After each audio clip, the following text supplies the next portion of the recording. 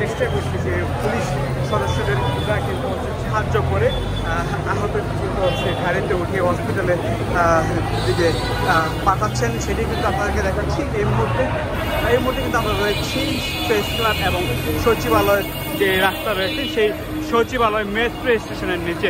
দর্শক, সচিবালয় মেট্রো স্টেশনের নিচ থেকে কিন্তু আপনাদেরকে সরাসরি দেখানোর চেষ্টা করছি। আমরা কিন্তু শান্তি শৃঙ্খলার মধ্যে দিয়ে আজকে সারাদিন প্রশাসনের কাছে আমরা আমাদের দাবি জানিয়েছি এবং এটাও বলেছি যে আজকের মিটিং এর ব্যবস্থা যদি আপনারা তাদেরকে জানান যে তাদের সিদ্ধান্ত নিন এবং বিশেষ গণবিজ্ঞপ্তি প্রকাশ করুন। কারণ আগামীকাল 6ষ্ঠ গণবিজ্ঞপ্তি প্রকাশ হবে। বিশেষ গণবিজ্ঞপ্তি 1 বছর 2 মাস ধরে আমরা চলছি। এই বর্তমান সরকারের আমলে 11 মাস ধরে বিশেষ গণবিজ্ঞপ্তির জন্য আশ্বাস দিয়ে যাচ্ছে, কিন্তু তারা কার্যকর ভূমিকা পালন করছে না।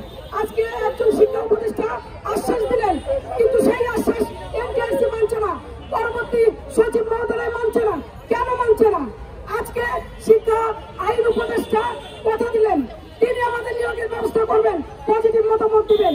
হ্যাঁ, তিনি 50% মতামত আমাদের দিয়েছেন। আমরা 22-এর ছাড় চেয়েছিলাম, সেই 22-এর ছাড় আমরা পেয়েছি, কিন্তু আজকে আমাদেরকে 3 বছর মেয়াদে বেঁধে দিয়েছে, যেটা কখনোই 1 থেকে 12তম না, এই মেয়াদের অন্তর্ভুক্ত ছিল না। স্বেচ্ছাচারিত ভাবে আমাদের ওই আইন আওতায় আনা হয়েছে। আমরা যে আইনের আওতায় আমরা থাকবো না, সেটাই কেন আমাদের বারবার করবে?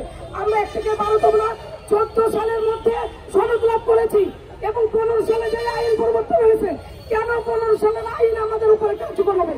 কিন্তু আজকে আমরা সকল নিয়োগ বঞ্চিতের জন্য কাজ করছি। 1 থেকে 17 ছাত্র নিয়োগ বঞ্চিত আছে। আমরা সকলের জন্য চাই একবারের জন্য একটিবার বিশেষ গণবিজ্ঞপ্তি দিয়ে আমাদের নিয়োগটা কার্যকর করা হোক।